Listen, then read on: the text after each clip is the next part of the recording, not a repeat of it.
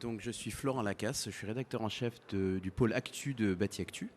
Je suis ravi d'être avec vous cet après-midi donc, pour animer cette partie dédiée à la qualité des logements.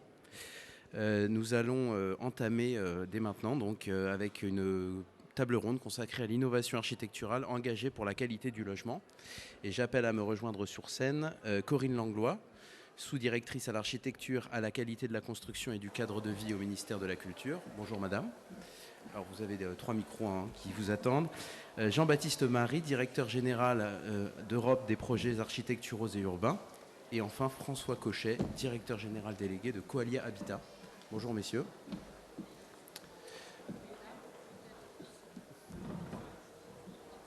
Pardon? Non, mesdames et messieurs. Ah, excusez-moi, comme j'ai dit bonjour madame en premier, après j'ai dit bonjour messieurs dans un second temps, c'est pour ça. Sur la qualité des logements, c'est évidemment une problématique qui est montée en puissance à l'issue des confinements et de la crise sanitaire. La nécessité d'avoir un espace extérieur, un lien avec l'extérieur, la nécessité du confort thermique, du haut débit aussi avec le télétravail évidemment, des apports de lumière. Et il y a eu des travaux lancés par le ministère ensuite sur ce sujet, notamment le référentiel qualité des logements, qui avait été lancé par l'ex-ministre délégué au logement Emmanuel Vargon, qui avait été réalisé par l'architecte François Leclerc et le directeur général d'EPA-Marne, Laurent Girometti. Et c'est un référentiel qui va être nécessaire pour continuer de bénéficier du dispositif Pinel à taux plein en 2023 et 2024. Donc on n'est pas dans l'incantatoire, on est vraiment dans une volonté d'avancer sur ce point. Et il y a également eu un appel à manifestation d'intérêt dont on va beaucoup parler, engagé pour la qualité du logement de demain, qui avait été lancé en octobre 2021. Depuis 97 projets lauréats ont été désignés. Donc voilà, on va essayer de se pencher un peu sur cette idée de qualité du logement, de voir de quelle manière les acteurs doivent s'organiser peut-être un peu différemment qu'auparavant pour faire éclore cette qualité. Et je vais tout d'abord me tourner vers Madame Corinne Langlois pour vous poser une question. De quelle manière les architectes peuvent-ils influer positivement, alors évidemment ils le font, sur la qualité des logements? Comment on peut définir cette innovation architecturale qui peut amener vers plus de qualité? Ouais, il n'y a pas toujours. Innovation et qualité, c'est pas toujours synonyme. Mais là, ce qui est posé plus globalement comme question, c'est arriver à produire du logement en quantité suffisante, au bon endroit, à des coûts qui permettent globalement à tout le monde de vivre correctement et de bien vivre dans les logements produits. D'arriver aussi à répondre aujourd'hui aux enjeux de transition écologique, énergétique, etc. Ça fait quand même une certaine complexité de répondre à tous ces sujets. Et quand on regarde ce qui se produit, finalement, on arrive moyennement à répondre au nombre, moyennement à répondre au prix, et pour répondre, on arrive à peu près à répondre aux questions énergétiques et thermiques, etc. Mais pour répondre à tout ça, finalement, on arrive à produire des logements qui sont, alors sans dire inhabitables, mais en tout cas pas forcément adaptés à la manière dont on vit aujourd'hui. Ils peuvent être trop petits, ils peuvent être pas assez de lumière, ils peuvent être tellement contraints dans leur surface qu'ils sont peu malléables, on a des difficultés à se les approprier. Ce qui fait que le rôle de l'architecte, et c'est bien ce qui est posé dans le cadre de cet appel à manifestation d'intérêt, c'est de repenser finalement la manière dont on peut concevoir un logement pour que les contraintes techniques, économiques, financières, on y réponde, mais que ça ne se fasse pas au détriment de l'usager, et au contraire, parce que si on produit des logements, c'est quand même pour que les gens vivent dedans. Donc de remettre au premier plan la qualité d'usage. Ce qu'on voit aussi aujourd'hui, c'est que le contexte change en permanence. Alors, le contexte territorial, il change. Le contexte économique, le contexte technique, climatique, mais aussi les modes de vie. Quand on avait 3-4 personnes par ménage dans les années 60 et qu'on en a un peu moins de 2 aujourd'hui, on ne produit plus les mêmes logements. Quand on a maintenant beaucoup de gardes alternés, passer de 5 personnes dans un logement une semaine à 2 personnes la semaine d'après, évidemment, ça pose des questions de composition du logement, mais des trucs tout bêtes, hein, de rangement, où je mets les lits, des choses complètement de base. Et on n'est pas dans l'ultra-confort, on est dans la réponse à des besoins minimum. Et là, pour le coup, pour répondre à ça, on voit bien que des modèles en cours, ça ne marche pas. On ne peut pas avoir des choses qu'on reproduit sans réfléchir. Et le rôle des architectes, quand même depuis maintenant plus d'un siècle, hein, c'est bien de coller à la réalité quotidienne. Autant les siècles précédents, ils avaient pu s'intéresser plutôt à la partie de la commande monumentale, autant depuis vraiment quasiment 120, 150 ans, ils s'intéressent au quotidien, ils travaillent avec des matériaux industriels, ils travaillent pour tout ce qui est espace de vie quotidien en grande majorité. Dans une production architecturale, vous faites plus de logements, d'écoles, de lieux de sport, de crèches, que de grands bâtiments, de musées ou autres. Donc c'est vraiment le rôle de l'architecte aujourd'hui, il est là, il est dans la quotidienneté, il est dans la transformation de l'existant, il est dans cette réponse à des nouveaux besoins dans un nouveau contexte. Et pour ça, on a besoin d'innovation et d'innovation architecturale dans la façon de construire, dans la façon d'associer les usagers au processus de conception, au processus d'évaluation. On voit très bien aussi que le rôle des maîtrises d'ouvrage évolue. Il n'y a plus beaucoup de commandes publiques, mais est-ce que pour autant ça rend la collectivité est-ce que ça soustrait à la collectivité toute capacité d'action sur la qualité de ce qui est produit sur son territoire? Certainement pas, mais en tout cas c'est une évolution des rôles, une évolution des missions qui casse finalement l'image qu'on avait depuis peut-être 40 ou 50 ans du rôle de la collectivité, du rôle de maître d'ouvrage, du rôle de l'architecte et l'usager, on n'en parlait même pas. Donc tout ce contexte-là, ça veut dire qu'il faut revoir toute cette façon de travailler et voir comment finalement ça influe sur la conception architecturale. Et l'innovation en architecture, souvent, elle porte beaucoup plus là-dessus, ce qui fait qu'elle est difficile à qualifier, elle est beaucoup plus difficile à qualifier qu'une innovation technique, parce qu'on n'a pas forcément d'état de l'art. La qualification d'une innovation, elle se fait par un état de l'art connu. Là, on n'en a pas forcément. Et puis que c'est de plus en plus, et heureusement, dans l'ADN des architectes, d'être toujours dans ce processus intellectuel, de toujours améliorer, rendre plus pertinent, plus performant la réponse architecturale. Et ce n'est pas uniquement adapté au terrain, à la rue, au machin. C'est vraiment comment ça va vivre tout ça. Et comment, à chaque projet, on arrive vraiment à améliorer la qualité d'usage, la durabilité, la capacité à réparer. Aujourd'hui, ça va être un vrai sujet. Hein. Réparer un bâtiment construit avec des techniques industrielles. Comment on répare? Donc, et ça, c'est des champs de l'architecture qui s'ouvrent, qui évoluent, et c'est le rôle de l'architecte d'être bien là-dessus et d'être bien perçu là-dessus, et de bien être perçu aussi pour la valeur ajoutée qu'il apporte à ce titre-là. Oui, il y a un sujet effectivement de reconnaissance de ce travail et aussi de rémunération.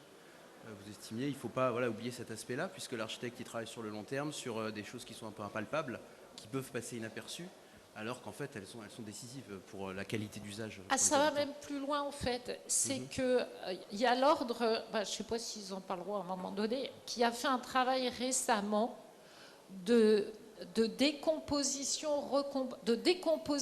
de la loi maîtrise d'ouvrage public, donc de partir des missions qui étaient décrites et de regarder à partir de toutes les pratiques des architectes qui voulaient bien travailler sur le sujet, en fait, ça fait quoi aujourd'hui un architecte dans un projet? Et on se rend compte qu'il y a des quantités de choses qu'ils font, de la préparation du programme, de faisabilité, d'accompagnement des usagers, de plaquettes commerciales pour un promoteur, enfin des trucs, c'est pas la conception architecturale, ils le font, mais comme c'était pas décrit, c'était perçu comme normal et gratuit. Non, si vous appelez un avocat, lui demander un conseil, en général, c'est pas gratuit. Hein. Donc, finalement, cette décomposition de mission, et c'est aussi un des objets de l'appel à manifestation d'intérêt, de regarder ça, c'est pratiquement dans un projet, qu'est-ce que font les uns et les autres? Qu'est-ce que fait la collectivité, l'aménageur, le maître d'ouvrage, l'architecte? Qu'est-ce qu'ils font, en fait? Et comment on met des noms là-dessus pour pouvoir qualifier, identifier les responsabilités, les rôles, les circuits de décision, etc. Donc, c'est vraiment un gros travail d'actualisation qui est absolument passionnant.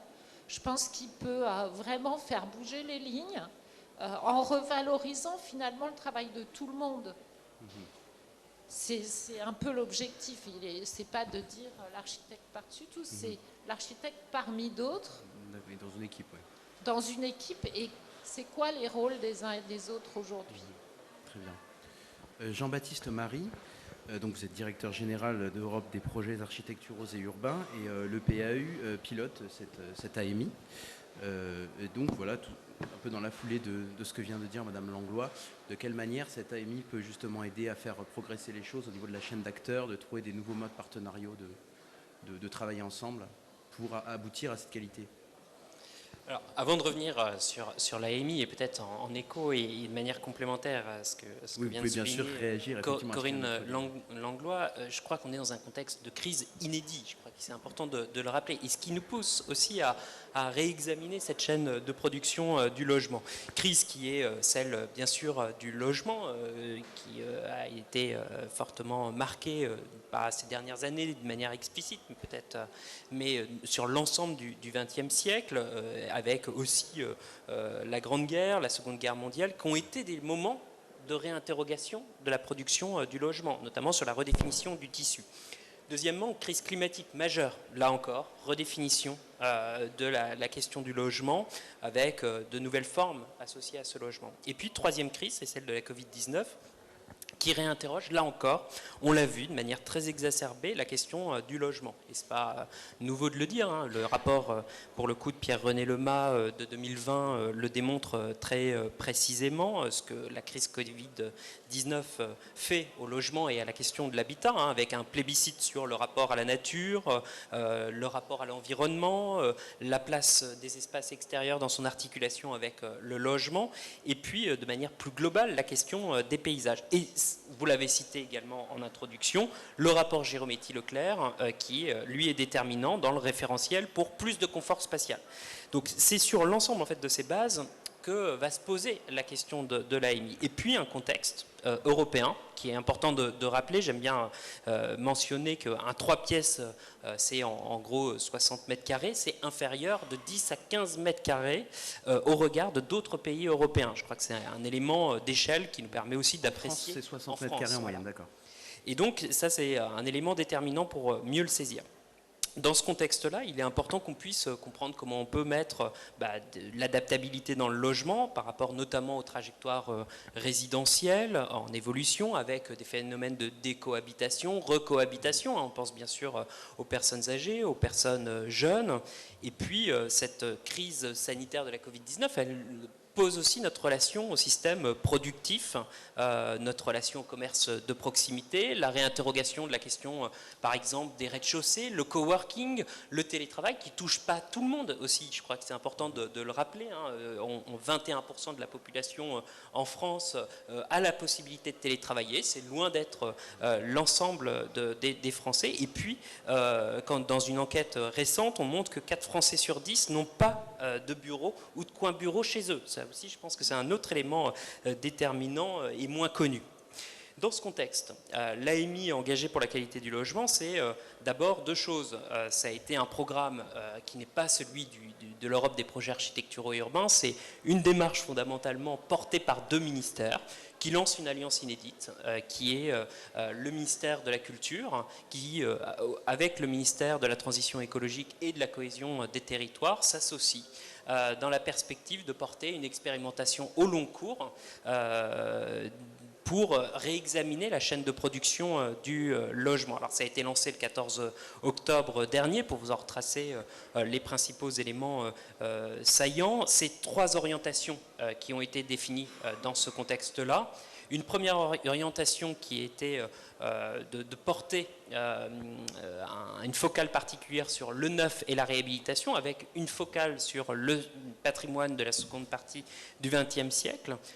C'était rappelé par Corinne Langlois, l'importance de réinterroger les modes de contractualisation, de réinterroger aussi les manières dont le public, le privé, l'architecte, les élus, les collectivités collaborent ensemble, et puis des territoires dans les marins, ultramarins et métropolitains. Et puis une problématique qui vise à réinterroger l'ensemble de la chaîne de production. 3 enjeux, donc la chaîne de production qui est réexaminée, quelles sont les parties prenantes, mieux intégrer les habitants, les usagers dans la conception du logement. Le deuxième enjeu qui est celui d'interroger l'évolution des types d'habitation au regard notamment des enjeux sociétaux de transformation des modes de vie. On l'a dit sur la crise de la Covid-19, on l'a dit par rapport à la question climatique, le rôle des bureaux qui se transforment en logement, le besoin de pouvoir toucher une ville et un habitat plus inclusif avec les jeunes, les seniors, les migrants, les personnes porteuses de handicap. Et c'est là-dessus que les réponses ont porté. Et puis, troisième axe, sur lequel, notamment par le truchement du Conseil national de l'ordre des architectes, un effort est porté sur la qualité d'usage du logement lui-même, plus de flexibilité avec la possibilité de changement d'usage, un logement qui évolue au regard des trajectoires résidentielles, je l'évoquais, la place notamment du savoir-faire du design, de l'art, de l'aménagement aussi dans ce contexte-là, avec des programmes assez inédits. On est sur un appel à projet qui réinterroge dès les phases préalables, et donc par exemple on a des programmations sur la transformation du logement par l'impact des mobilités, l'exemple d'un vélo où comment le vélo est intégré dans la question du logement sur un logement, un immeuble collectif. Et puis on a aussi des modalités de reproduction, par exemple de programmation libre qui sont mises en place. Alors dans ce contexte-là, il sort quel accompagnement est proposé aux 97 lauréats qui ont été désignés à la mi-mars. Donc 97 lauréats qui sont marqués très concrètement du Sceau de l'excellence, engagé pour la qualité du logement demain, qui dispose donc dès à présent d'une valorisation au plan national et international dans le cadre d'une European Bauhaus, démarche suivie par les ministères de tutelle et sur lequel on vient s'associer. Et l'objectif, c'est va être bien évidemment valorisation à travers une exposition, un catalogue des lauréats et des initiatives qui sont mises en œuvre, aussi une production d'un certain nombre de films, et puis ensuite c'est un accompagnement spécifique au sein d'un incubateur. Je crois que c'est là-dessus que je reviendrai de manière importante, un incubateur à projet qui vise très concrètement et très précisément à l'accompagnement sur mesure des projets, avec une aide financière qui sera apportée en matière d'ingénierie, une aide également sur des ateliers à la carte qui vont être mis en place permettant de faire jouer un certain nombre de points de comparaison entre les sites, et puis également bien évidemment des accompagnements plus sur mesure en fonction des projets qui seront réalisés. Voilà. Et puis dans ce contexte-là, c'est voilà, une répartition géographique pour vous en donner une lisibilité. Donc 93 projets sur le territoire métropolitain, 4 ultramarins, 41% dans les espaces métropolitains, et puis fait marquant, 39% dans les petites villes et territoires ruraux, qui est un signal aussi de transformation, que l'innovation n'est pas uniquement dans les espaces métropolitains, mais bien sur l'ensemble du territoire national, et qui était aussi un des éléments d'ADN fort de cette AMI. Très bien. Et est-ce que, alors l'AMI est en cours, est-ce qu'on peut tirer des premiers enseignements peut-être de ces travaux? Oui, alors on peut... les enseignements sont assez Dans cette clairs. approche partenariale de la chaîne qui est un peu revisitée, la chaîne d'acteurs? Oui, la chaîne de production du logement avec de nouveaux processus. Je crois que ça, c'est un des éléments marquants, avec une place de l'architecte qui peut être présente dès les phases préopérationnelles. C'est même indispensable. On l'a vu, le rôle de manières de faire qui sont nouvelles, avec une implication très forte autour de ce qu'on appelle à l'étranger les études d'opportunité en France, qu'on n'a pas à proprement parler existantes, et qu'on voit apparaître et poindre, notamment dans le cadre de cette AMI, avec des modalités de commande un peu différentes. Le rôle des architectes aussi dans les pré-programmes, dans la programmation, qui est essentielle. Et puis l'architecte aussi dans les phases de cycle de vie de l'habitation. C'est-à-dire que dans sa transformation, dans ses mutations, puisqu'on met une focale particulière aussi sur les enjeux de réhabilitation dans ce contexte-là. Et puis c'est une modalité de contractualisation, on l'a dit, qui évolue entre les différents acteurs, qui est pour nous essentielle.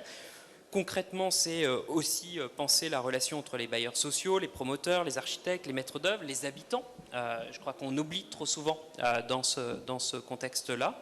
Donc ça, c'est vraiment pour nous, premier espace d'enseignement, c'est voilà, transformation de la chaîne de production du logement. Deuxième élément, c'est celui de travailler sur les types d'habitation, qui est pour nous véritablement aussi des modalités de renouvellement. Et puis, troisièmement, c'est écarter la standardisation du logement pour faire porter l'effort sur, et c'était rappelé, la qualité d'usage, qui est pour nous essentielle et déterminante. Très bien. Oui, ce qu'on peut peut-être rajouter aussi, c'est que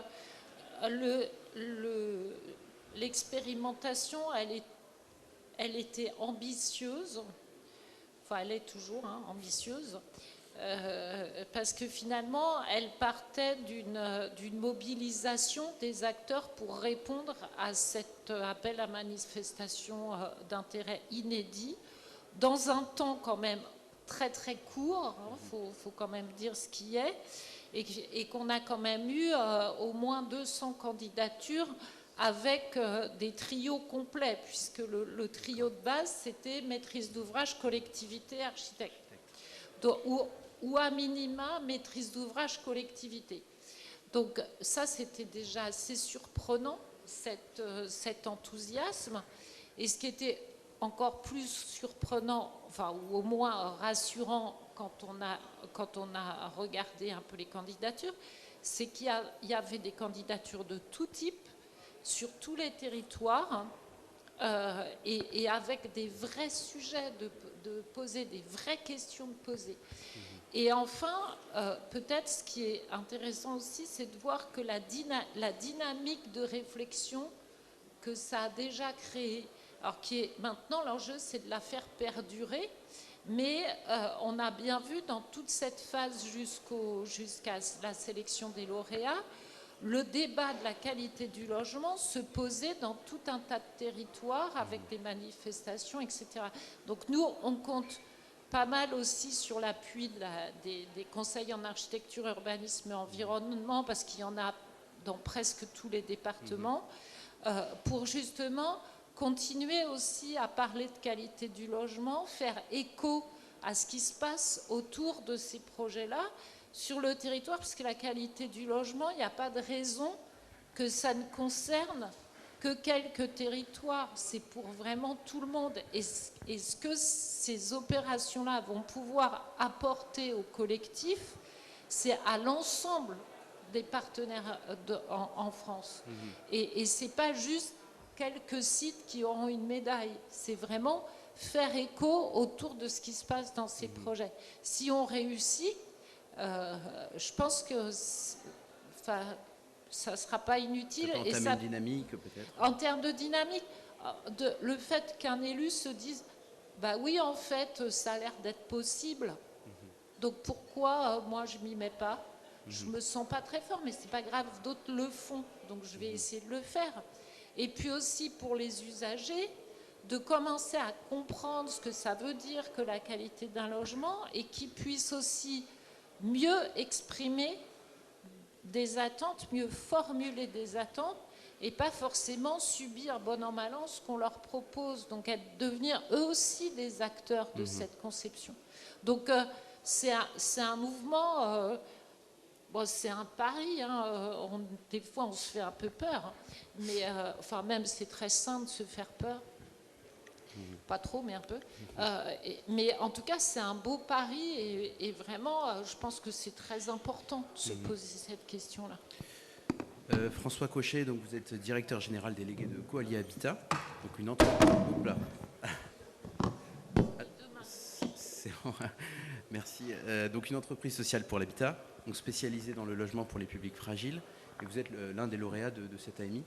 Donc ce qui serait intéressant là, c'est l'aspect concret d'un projet, d'un de ces projets, de mettre en avant, en lien avec tout ce qu'on vient d'entendre. Écoutez, je vous laisse la parole, présenter ce projet donc, qui est à Rosny-sous-Bois. On va essayer d'être assez concis et pas rentrer dans un détail architectural. Je suis moi-même pas architecte. Il vous reste du temps. Du temps, je sais bien, mais juste une toute petite brève de Coalia Habitat. C'est une structure un peu atypique dans le monde des entreprises sociales pour l'habitat, puisque nous sommes propriétaires d'un peu moins de 10 000 logements sur le territoire national, mais non gestionnaires. Nous avons en propriété des logements qu'on appelle accompagnés, des logements spécifiques, thématiques. On va y retrouver des résidences sociales, des structures pour femmes en rupture d'hébergement, on va y retrouver des pensions de famille et encore dans notre patrimoine des foyers de travailleurs migrants. Ce qui est intéressant, c'est que l'AMI a ouvert aussi la possibilité à de l'atypisme. Une partie de la population française est logée dans des conditions, ma foi, compliquées. Les travailleurs migrants ont eu leur réponse dans les années 60, les années 70, et on n'a pas terminé encore ce qu'on a vulgairement défini par un mot, un acronyme qui était PTFTM, plan de traitement des foyers de travailleurs migrants. On parle de structures qui sont des structures collectives, on parle de structures dans lesquelles on a encore des chambres collectives à 6, à 8. On parle de structures dans lesquelles vous avez des cuisines, soit des cuisines d'étage, soit des cuisines collectives pour des bâtiments qui font plus de 300, voire 400 places. On y retrouve tout le sanitaire qui est en commun. Et très clairement, si je dois rebondir sur la présentation des différentes crises que tu as évoquées tout à l'heure, la Covid a généré dans des périodes compliquées du vivre seul une impossibilité dans ces structures. C'est le cas encore de Rosny. Sur le 93, il nous reste encore 2 bâtiments qu'on est en cours de traitement. Rosny, c'est un joli petit bébé qui fait plus de 330 chambres, une occupation très clairement subsaharienne, et sur lequel on n'a pas la possibilité de reconstruire in situ plus de 170 logements. Et on devait trouver une solution à proximité pour recréer les 170 logements dits autonomes qui restaient pour répondre au nombre de personnes qui autrement auraient été en situation, je dirais, de non-logement. Et si on peut juste me passer la zapette. Ah oui, t'en avais... Je crois que c'est dans l'autre sens, probablement. Si, c'est ça. Voilà. Et donc, on a travaillé un sujet, ma foi, éminemment intéressant. Je reprends les termes qui ont été utilisés tout à l'heure. Architecture monumentale. On retrouve effectivement un produit qui est France entière connu. Alors, pas forcément visuellement, mais au moins de nom. On l'appelle le CNIR, ou Centre National d'Information Routière, Bison Futé, pour ceux qui entendaient à la radio en descendant en vacances les informations routières. On a introduit ce week-end dernier, où apparemment... On a un produit qui a été réalisé dans les années 80, qui est des bureaux et qui se situe juste à côté de la résidence qui va pour partie être démolie et les 170 logements qui vont être construits. On a un produit atypique aussi. Quand on a une possibilité, et l'État a été contributeur dans la valorisation de ces fonciers à mettre à disposition, ou du moins à trouver des solutions de reconstruire la ville, c'est comment on utilise un produit comme celui-là. Je dirais que peut-être une ancienne génération aurait dit on démolit, on reconstruit. On a trouvé et on a pris un parti pris, et je pense qu'on répond par là aux attentes qui sont celles de nos concitoyens aujourd'hui. C'est comment on utilise l'existant, comment on le valorise, mais on le valorise aussi architecturalement. C'est-à-dire qu'on ne va pas déconstruire, on va juste marquer de façon plus forte le produit, on va y rajouter des espaces pour multiplier la capacité par 2 sans modifier, je dirais, un peu le parti pris architectural monumental qui avait été posé au départ par les architectes. Mais aussi, on a un produit qui maintenant, depuis plus de 40 ans, vit dans son environnement, sur lesquels il y a des espaces verts qui ont pris toute leur densité. On est sur un axe que la commune souhaite faire développer un peu en axe vert. On trouvait abscon de mettre des produits à côté et de densifier la parcelle. On est sur 3000 m², on sortira à plus de 6000 m² au total. Et c'est le parti pris qui a été fait. Le premier, qui est de dire on va muscler le bâti, on va lui donner une forme qui est la même, mais en massifiant un petit peu. Et puis on rentre ensuite dans des problématiques à la fois techniques et puis d'innovation.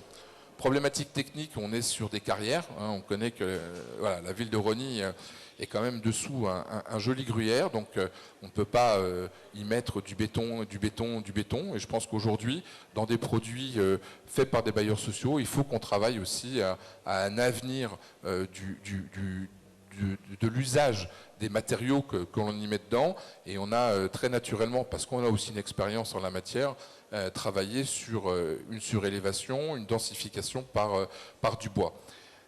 On est depuis plus de 3 ans également sur des interrogations d'usage du bien, et on a, c'est pas l'ensemble de notre production, mais une partie, travaillé à imaginer de la production hors site avec des industriels, une production de logements en 3 dimensions qui ensuite sont livrés sur site. On a cette capacité, puisque c'est vrai que dans le cadre des réponses, on n'est pas sur des logements familiaux de 60 m², des T3, mais plutôt des T1 et des T1 prime, alors 18 ou 22 m². C'est aussi la réponse qui est attendue par les publics qui sont accueillis dans nos structures. Et on trouve qu'effectivement une solution de module fait à l'extérieur apporte une réponse. Elle apporte une réponse technique immédiate, c'est un poids bien évidemment moins important. Elle apporte une réponse aussi de rapidité. On va gagner en tout à peu près 12 à 13 mois sur la réalisation d'un produit de ce type. Et puis là où aussi on est plutôt satisfait, voire fier d'avoir été reconnu, et puis que l'AMI nous accompagne, c'est qu'on est sur une évolution un peu du type de produit, parce que très clairement, le bâti, et on s'y adapte, va nous obliger à inventer, je dirais, un module un peu différent. C'est vrai que quand vous avez un produit industrialisé, généralement vous avez un rectangle qui sort comme ça, un peu les uns derrière les autres. Et là, on va traiter un produit qui est plus une forme de trapèze que d'une forme d'un rectangle, puisqu'on va trouver le système d'arrondi. Alors je dis assez vulgairement, mais à mes collaborateurs qui, eux, sont plus architectes que, je vous dirais, l'œil d'Isis ou d'Isis. Mais voilà, c'est un peu la complexité dans laquelle on va faire évoluer ce produit. C'est qu'on a des modules qui ont une forme qui s'adapte à l'existant. Et en ça, il faut aussi modéliser pour demain avec une ingénierie un peu spécifique. Et donc là, on sait qu'on va pouvoir travailler avec des acteurs nouveaux qui viennent accompagner le professionnel qu'est l'architecte, le professionnel qu'est le maître d'ouvrage, dans des matériaux durables, mais également dans quelque chose qui peut-être ou doit être démontable. C'est aussi un objet dans lequel on innove. Je me dis que demain, pourquoi pas, le bien pourra retrouver son utilisation d'origine, par exemple. Je pense que c'est quelque chose qui un peu fait vibrer la collectivité, parce qu'elle ne voulait pas perdre un peu cette image, je dirais un peu du produit reconnu sur la commune. Et je me dis que voilà, dans 30 ans ou dans 40 ans, l'usage sera peut-être plus d'avoir des petits logements, mais peut-être de retrouver une fonction, je dirais, un peu étatique ou autre, et on aura une possibilité assez rapide de démonter. On s'engage sur d'autres opérations, et une qui a été livrée dernièrement à Antony. On prend des paris aussi sur l'avenir dans la reconstitution temporaire d'une ville. On a dans un quartier, ou plutôt sur un terrain de l'État, sur un terrain l'INRA, créé une résidence sociale de 150 logements en module. C'est un produit, je dirais, que tout le monde peut imaginer dans une ville. Ce n'est pas autrement qu'un produit architectural de qualité, mais dont le pari est de démonter ce produit dans 7 ans. Et c'est aussi en ça que ces efforts qui sont aujourd'hui faits quand les partenaires nous accompagnent, de créer un peu ces novations, c'est de se dire, ben voilà, j'ai un produit qui est un produit immobilier, mais dont demain la vocation, elle n'est peut-être pas sur le même site. Et donc, vous imaginez immédiatement, un prêt, c'est lié avec une adresse fiscale.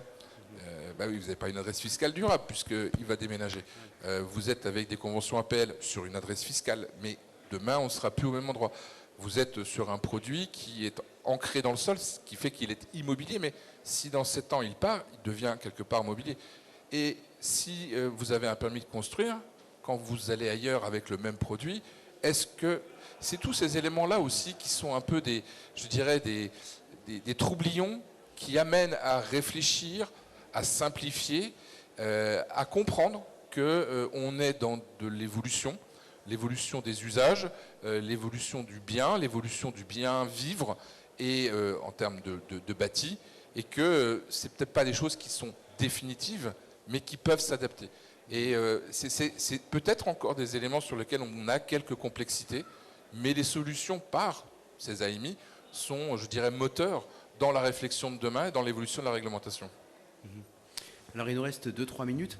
Madame Langlois, Monsieur Marie, est-ce que vous souhaitez un peu réagir à ce projet, savoir ce que vous retenez? On voit que ça rentre complètement dans ce qui a été dit précédemment, notamment dans la notion de réparer la ville, je trouve. Peut-être Madame Langlois? Mais je trouve que c'est intéressant à 2 titres. D'abord parce que ça s'intéresse à un bâtiment existant dont on transforme assez profondément, enfin complètement l'usage, on va dire, et qu'on fait évoluer en gardant la logique de composition architecturale, sans pastiche, sans rien, mais en restant quand même dans l'esprit du projet. Ça, c'est un enjeu majeur. Aujourd'hui, on a tendance, toute l'architecture de moins de 100 ans, et particulièrement après 1950, on a tendance soit à la banaliser en l'entourant d'anoraks au prétexte de rénovation énergétique, mais sans finalement de pensée architecturale, ou quand ça nécessite de faire tourner un peu plus la partie cérébrale des individus, on casse tout pour recommencer. Donc ça, c'est quand même toujours extrêmement intéressant d'avoir des projets qui s'attaquent et qui disent non, on ne va pas faire sacrifice de l'architecture, mais en même temps, on va vraiment répondre au contexte actuel. Donc ça, c'est un premier point. Le deuxième point que je trouve très intéressant, c'est la notion de transitoire. Parce que, alors, il y a effectivement la réversibilité au sein de l'immeuble, mais moi, dans ma vie, j'ai fait à un moment donné de la lutte contre l'habitat indigne. La question du relogement temporaire dans la lutte contre l'habitat indigne, c'est un vrai sujet. Et du coup, qu'il y ait des solutions de logement qui soient confortables, qui puissent être transitoires, c'est très très important que ça existe. On s'est habitué, bon an mal an, à la question de l'urbanisme transitoire. On a des phases de transition où on va réintégrer des usages avant un projet plus définitif, mais qui sont des usages qui donnent une valeur au lieu, qui permettent son appropriation. Sur le logement, on n'y est pas encore. Donc c'est tout à fait intéressant parce que ça répond à des vrais besoins et que ça peut permettre justement de dégripper des cycles du parcours résidentiel, enfin des étapes du parcours résidentiel qui aujourd'hui sont grippées, notamment pour les ménages qui sont dans les plus grandes difficultés. Donc c'est une réponse parmi d'autres.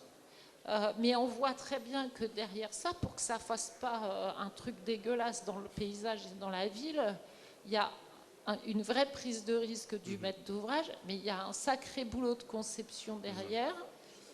Ça, c'est sûr qu'à mon avis, l'architecte, lui, il a des neurones qui ne fonctionnent pas trop mal. Et puis derrière aussi, il y a un pari avec l'entreprise pour arriver à ce qu'elle rentre dans ce jeu de la commande, de la conception et de la réalisation. Donc c'est ce trio qui est super intéressant en fait. Très bien, merci. Monsieur Marie, peut-être pour...